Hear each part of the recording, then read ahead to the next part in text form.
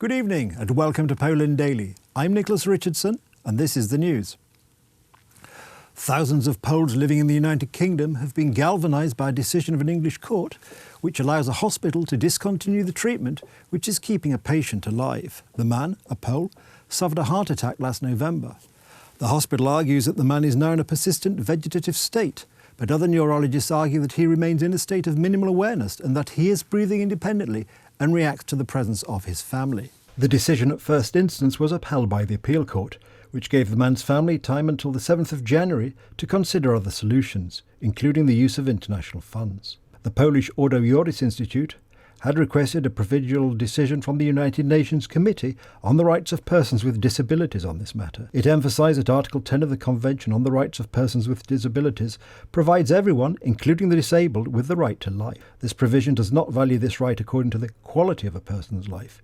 In addition, Article 15 of the Convention prohibits the cruel treatment of disabled people, and Article 22 affirms the right of people with disabilities to receive respect for their private and family life, as well as their honour and reputation.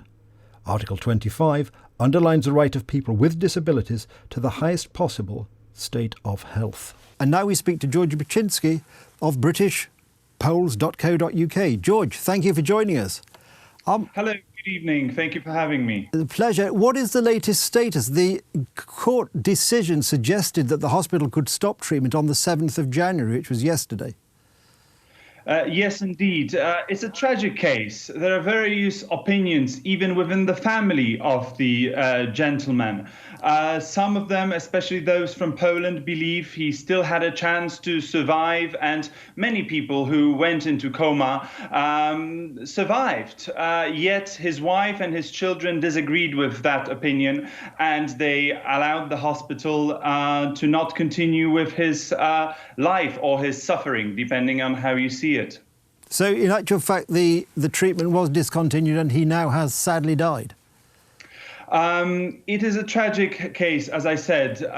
Many people thought that he would have a chance to go back to Poland to undertake some other treatment in a Polish hospital, but the law is the law. Such a decision was made, and sadly, I do not see that there was any other chance for this gentleman to live or have a chance to continue living. Now, just finally, Ordo Juris from Poland was going to take up his case at a sort of international level. Presumably that action will no longer take place. I do not know the details at the moment, but yes, it was very loud. The lobbying group Ordo Juris very often takes such challenging cases. I do not know whether they will want to sue the hospital, whether there are any other legal ways of dealing with this case. But yes, I was aware of this, and many people internationally, it's not just the Poles in the UK that followed this case very vividly, but all around the world, I've read on the internet of people who tried to do something to help this man, and now his family has to suffer this tragedy. Indeed. Well, thank you. That's something for us to reflect on, and let's hope it doesn't happen again, but it probably will anyway. George, thank you very much for joining us from London this evening. Thank you very much. Take care. Meanwhile, Poland has been gearing up the coronavirus vaccination programme. According to the Ministry of Health, the number of vaccines distributed daily has risen to 10,000, which brings the total number of people vaccinated so far to 197,878. The latest number of reported infections is 10,548, however. The Ministry of Health reports 10,548 new coronavirus infections. The total number of cases as of today is 1,376,389. 438 more people have died with coronavirus. The total number of deaths since the outbreak stands at 31,019. While a visit to the Wawel Royal Castle in Krakow might have to wait until the end of the coronavirus pandemic, if you can't wait until then to see the collections, you may now do so online, and we will show you how to do it. First of all, one has to log onto the website wawel.krakow.pl. Then you may choose your favourite path. We recommend the newest feature, Oriental Art, Turkish Tents. Andrzej Betlen, the director of Wawel Royal Castle, spoke to Polska Agencja Prasowa. During the walks, you proceed from one object to another by viewing them close up and reading their descriptions. We want the parts of our exhibition, which are a kind of showcase, to become closer to visitors and encourage them to visit the castle after the pandemic has ended. One can see up close the Turkish tents that were captured in 1683 by the Polish army after the Battle of Vienna. You can learn about Oriental ceramics and selected militaria.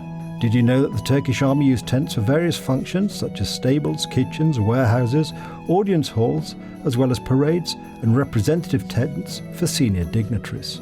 Beautiful tents were sewn from cotton. The outside was impregnated and their interiors, walls called fences, and the roof were richly decorated with applications of cotton, silk and gilded leather. One of the main attractions presented at Wawel is the so-called blue tent. It is distinguished by a rare background colour and decorations. 24 arcades with flowering trees and the texts of blessings in Arabic. 2 more walks are available. One on the Royal Treasury and another which brings you to the 11th century and the ruins of the Romantic church of St. Gero. Best of all, these walks are also available in English. The city of Wrocław said farewell to Dominican Maciej Zięba, a unique person who combined the role of an underground freedom fighter with a deep understanding of Christianity and a devotion to the way of Christ. Father Maciej Zięba was a theologian, columnist and freedom fighter. He joined the Dominican order in the early 1980s as a former anti-communist opposition activist. He was instrumental in the Solidarity Union movement and wrote a column for Tygodnik Solidarność magazine. He also wrote many books. Był także naszym prowincjałem. He was also the provincial of our order for 8 years. He was responsible for the activities of our order in Poland, and we are all grateful to him for his work for the Catholic Church in Poland and for our order. In his final years, he struggled with cancer. Father Zięba received a farewell not only from brothers and bishops, but also from friends from the Solidarity Trade Union and state authorities, including Prime Minister Mateusz Morawiecki and the representative of President Andrzej Duda. That's the news. Thank you for watching. Stay with us for the weather, Poland Daily Business and more programmes. But from me, it's have a good night and a better tomorrow.